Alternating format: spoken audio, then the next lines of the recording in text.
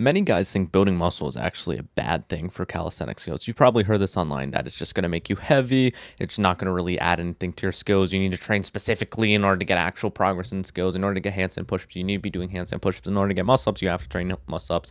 Building muscle won't help. It's just going to be a waste of time, and it's just going to make it so you can't train as much a specific skill that you are going for. But I actually want to ask you some things. If you're one of those people who have those beliefs, let's just say you are for the sake of example. If you're somebody who actually has those beliefs, then why is it that there are so many examples of guys who are seemingly horrible candidates for getting better at calisthenics, who have tons of muscle, who are ridiculously strong, but can also do crazy skills as well in short periods of time or long term? Let's look at what's a good one. Let's look at Larry Wheels, for example. He got into calisthenics for, I believe it was 1 month he trained, and he was able to do a 4 or 5 or 6 second full plunge. And you would think, oh, it's Larry Wheels. He's crazy genetically gifted. But if you think about it, for calisthenics, he's really not. He's tall. He has giant legs. He has tons of muscle. And he isn't really that strong, pound for pound. If you really think about it, his deadlift. Okay, yeah, his deadlift is absolutely huge. It's well over 1,000 pounds, 400 kilos. But he weighs 200 kilos himself, or not even close. Wait, he weighs 120, 130 kilos, something along those lines, lean. Pound for pound, yeah, he's one of the strongest humans ever. But there are some calisthenic guys who are significantly smaller, who, if you were to compare their weighted pull-ups, which is more specific to a muscle-up, for example, if you were to compare those numbers, if you were to maybe deadlift wasn't a good idea. I don't know where I was going for that. But if you looked at Larry's weighted pull-up versus a regular calisthenics athlete's weighted pull-up, Larry wouldn't be nearly as strong. But the thing is, the weighted pull-up is much more specific to a muscle-up, for example, or for a front lever, for example. So why is it that Larry was able to learn those skills so fast? And it's because he has tons of muscle, tons of connective tissue integrity, and he taught himself how to learn those skills. And I'm going to be giving all this to you in a little bit, but if you're one of those people who actually understand that building muscle is a good idea before training skills and getting stronger and all that kind of stuff, or doing it at the same time, and you kind of understand the system and how it works and what level to get to before fully transitioning into skills, if that's your goal, then first link in the description, free community, free programs, all that kind of stuff. Check it out. There is actually a perfect amount of muscle though. And what a lot of people don't realize is, no, you don't need to be freaking jacked. You don't need to be the size of Larry Wheels. And the thing is, Larry Wheels would 100% absolutely guaranteed have made better progress if he didn't do powerlifting, if he didn't do bodylifting. And after a couple of years of training and while doing calisthenics at the same time, he just did calisthenics. He would be an amazing calisthenics athlete and we would all be talking about him. He spent way too much time on the other stuff. And obviously that was his goal. But if his goal hypothetically was only calisthenics, then he wasted a ton of time. A lot of people get too extreme with this. A lot of people think either you need to get to the level of doing 5 pull-ups, 10 pull-ups, and 15 dips, and then you can start training skills instantly. Or they go way too extreme where it's 100 kilo dip, 80 kilo pull-up, 120 kilo pull-up, 170 kilo dip. These are the requirements. Oh, if his lat trained skills, man, he'd be the best. No. Because the diminishing returns are too great. Kind of how this system works and kind of how the process works is, in the initial stages of training and the initial stages where you start to make adaptations, you do something called, or you gain something called newbie gains. Everybody knows what this is. If you don't, essentially, beginners make progress faster than more advanced guys. It's super simple. After a certain point, those newbie gains start to die off. So you're putting in the same amount of effort as you were when you first started, but you're getting a fifth of the results. So let's say when you first start out, you can add 5 reps or 5 pounds every week, 2.5 kilos every single week, 2.5 kilos, 2.5 kilos, 2.5 kilos, 2.5 kilos. Oh, you got extra strong this week for some reason. 5 kilos. You keep adding and adding and adding and adding and adding and adding and adding. And then after a certain amount of time, what happens? You start to plateau. You start to, after your first 1-2 years of training, you start making slower progress. So now it's you have to add 1 rep before you can add 2.5 kilos. Let's say you're doing sets of 6 to 8, for example. It used to be you would do a set of 8, pretty easy, add 2.5 kilos, set of 8, pretty easy, 2.5 kilos, set of 8, pretty easy, 2.5 kilos. Now it's you do a set of 8, and the next session you can only do 7 reps with the added weight. Now you have to wait next session when you do sets of 8, then you add 2.5. So instead of progressing every single session, it's every 2 sessions. As you progress further and further, and I'm going to be telling you the exact number I've seen and the exact level that you can get to where you're confident that you're not experiencing diminishing returns.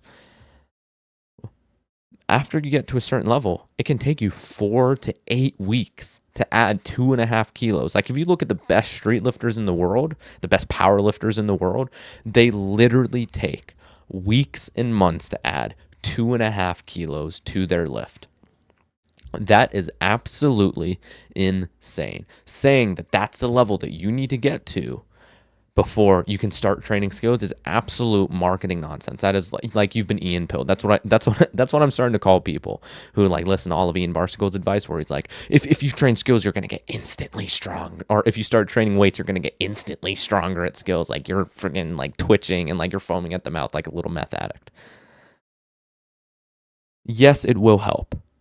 But the law of specificity specifically describes the most specific thing that you can be doing is the result, or the most like I said this like a complete retard. The limiting factor of your training is what needs to be improved the most in order to progress. What that means is if you're getting to the point to where you're able to do 2 wall handstand push-ups and you can do 2 regular handstand push-ups, your balance is not your limiting factor. It is your strength. What I always suggest people to do is to build strength first.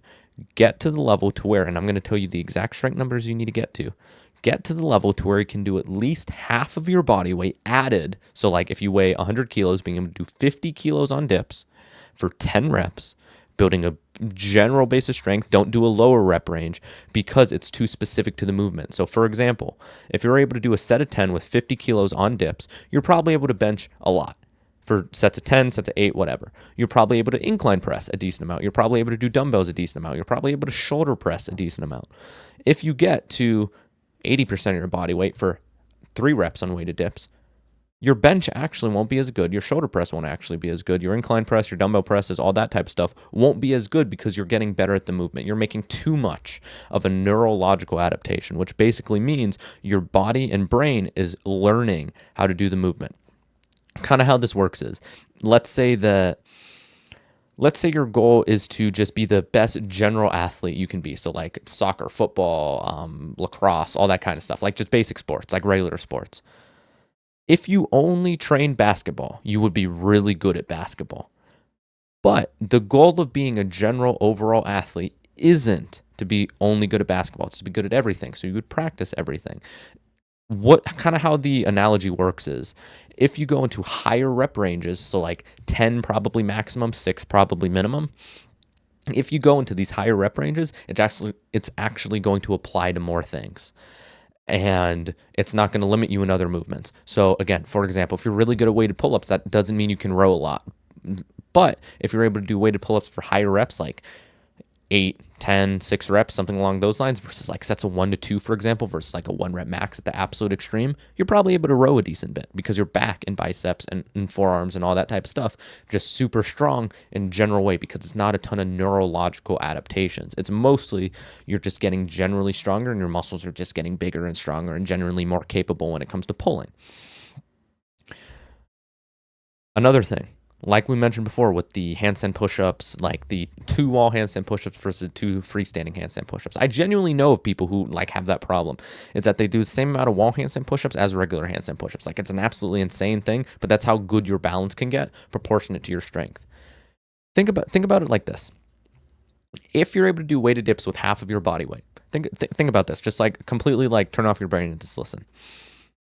If you're able to do 50 kilos for 10 reps on weighted dips when you weigh 100 kilos, each individual rep is overall 150 kilos of total weight. So you have 150 kilos of total weight for 10 reps. When you go to handstand push-ups, yeah, the angles are different and you're going to have to adapt and all that kind of stuff. But just think about it like this. The amount of tension and the amount of strain that's actually going to be on your muscles and your nervous system and all that type of stuff is going to be 50 kilos less. So you're removing the weight. You're going from weighted dips where there's 150 total pound or 150 total kilos of weight, and you're going to handstand push-ups. That's only 100 total kilos. That's going to be a lot easier for your muscles, for your nervous system to handle, all these types of things. Now, the only thing that's limiting you is your balance and technique. And if you're smart, you would have been training those at the same time. But now the thing that isn't limiting you is your strength, because what happens is a ton is that guys who get into calisthenics focus only on the skills, and they're not able to customize their rep ranges. They're not able to customize like their ability and what they do, and like for the most specific version of the skill. Because I swear to God, pike push-ups are like some of the most like matrix propaganda nonsense that I've heard for like learning handstand push-ups. Yes, it's very similar. Yes, you build strength in like an overhead position, but it's not the same amount of weight, and it's harder to progress in, and also it's more confusing on like how to do the specific angles, and also it's not targeting your balance. It's genuinely, I would say, weighted dips are a better general strength building exercise than pike push-ups, and that's completely controversial to say, but I 100% firmly believe that, because if you really look at it like on paper, other than the fact that they're both vertical presses, the pike push-ups are just worse. It's less total weight. It's less weight. You're not able to load it as easily. If the goal is building strength, you want to do the most specific thing towards building strength. Pike push-ups probably aren't going to get you much stronger overall. Like pike push-ups aren't going to aren't going to apply to your bench and your dips and your incline press. If you get good at weighted dips, it's going to apply to everything, including your pike push-ups. Pike push-ups isn't going to do that. The reason why weighted dips are so good is because it's such a blanket of general strength that it applies to everything. That's why when you see people who do weighted dips a ton, when they train bench for the first time, they were able to bench more than people who've been training bench for like 2 years. That's absolutely insane. Before I had started training calisthenics like super intensely, my old 1 rep max was like 90 kilos for 1 rep on like bench. After training weighted dips a ton, after getting to like 50 kilos for 10 reps, something along those lines on weighted dips, I weigh 63, by the way. After getting to that level, I was able to bench for sets of 3, so 3 by 3. So instead of a 1 rep max, I did 9 total reps of bench with 90 kilos. Think about the difference in strength that is. That probably is a 1 rep max of like 100 to 105 kilograms. That is absolutely insane, the difference that makes.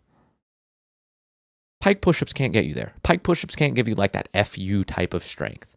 So what I'm trying to tell you is there's a certain level of diminishing returns, but getting stronger is very, very, very important. You need to build strength in order to get to these things, because if you don't build strength, you're going to have to only focus on if you don't build strength, you're going to have to focus on technique, balance, whatever it is that skill requires. If you don't build strength, so I just talked about if you do build strength, if you don't build strength, then you're going to have to do it both at the same time. And one of them is always going to be the limiting factor before the other. You want to get to the level to where you're hyper specific on one area. This is how I love to train. This is what has given me awesome results, to where I'm able to do literally weighted handstand push-ups, 70 plus handstand push-ups in a session, one arm pull-ups, no dip muscle-ups with weight, literally like no dip muscle-ups, to where I'm pulling to my hips with like 7 kilos added. It's absolutely ridiculous, the level that I've managed to get to in such a short period of time, because I've come with this hyper specific type of training, but isn't like hyper specific in like the retard way. So it's not like, oh, I want to get better handstand push-ups, so I'm going to do handstand push-ups and negative handstand push-ups, and then I'm going to do pike push-ups. No. I have a goal for each part of my training. So I'm going to do the most specific thing. I'm going to do handstand push-ups. Then I'm going to do weighted dips, because that's going to apply to the handstand push-ups in a general basis strength. 5 kilos added to your dip is like 2 or 3 reps of handstand push-ups. I swear, it's literally that big of a difference, like total reps, not like in one set. That'd be absolutely ridiculous. But it really does make a huge difference getting stronger.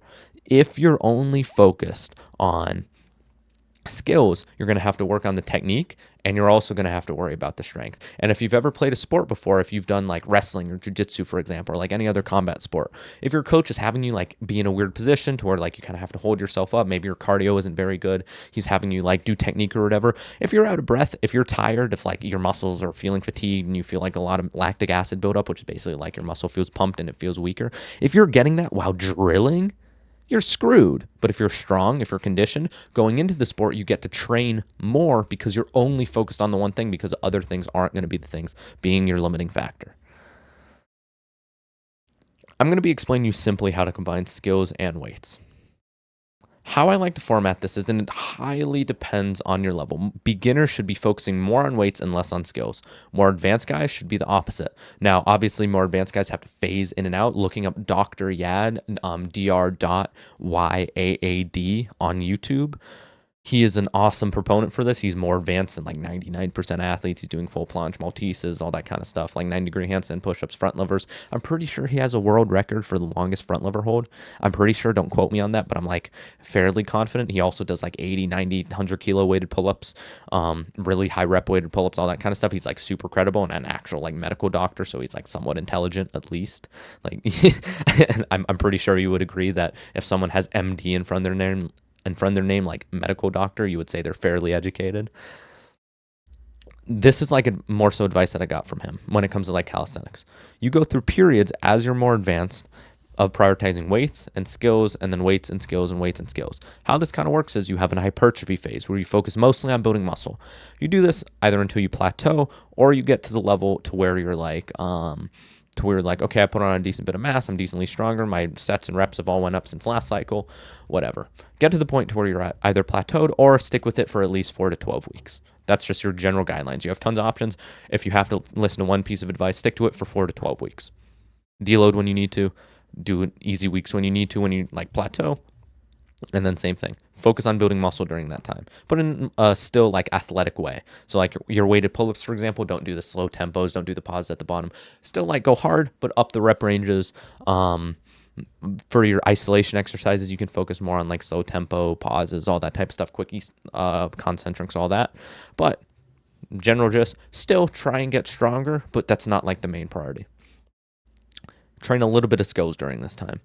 Then for your skills and strength training block, which is more strength related, you're going to be trying to peak. So not peaking up to like a 1 rep max, but peaking is in like you're getting closer to like your maximum strength numbers. You're trying to break old PRs, and also you're trying to get better at skills. So you prioritize more skills, you prioritize more strength training, you slowly work into it because the tendon adaptations required to get into the next bit of training is going to take you a minute for your body kind of to get used to everything, like in your elbows and your wrists and all that.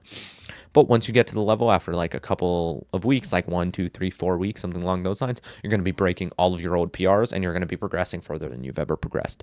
You can either stay here and transition back and forth, because most people, unless you're like super advanced, will be able to progress in skills and weights at the same time using a similar type of framework towards this.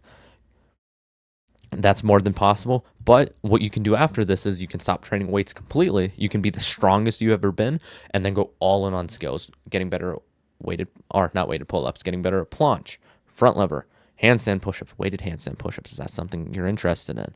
90-degree handstand push-ups, one-arm pull-ups, picking like a couple primary and secondary and tertiary skills, getting really good at all of them, and progressing in literally all of them at the same time, because you're bigger and stronger than you've ever been before. Getting stronger is always going to be a good option. Not always the best option, but it's always going to be a good option if you're stuck in your skills. That's been everything. My name's been Brandon. If you're interested, I have a paid community, my Maloney Athlete Academy, where I give like tons and tons of details on how to program and how to train and all that kind of stuff. I literally, like, my entire goal with YouTube is to just give people as much free education as possible when it comes to like training skills and all that type of stuff. And my free community is similar, like more community focused, all that kind of stuff. My paid program, literally just click the link in the description. I have a video talking about everything. You get to see the description about what's in it. It's the most valuable thing I've ever put together in my entire life. It's more than worth it. We already have a bunch of dudes in there who are like trying hard and doing their absolute best to progress. That's been everything. Keep doing the best of doing your best. Trust God. Signing off. I didn't hit stop.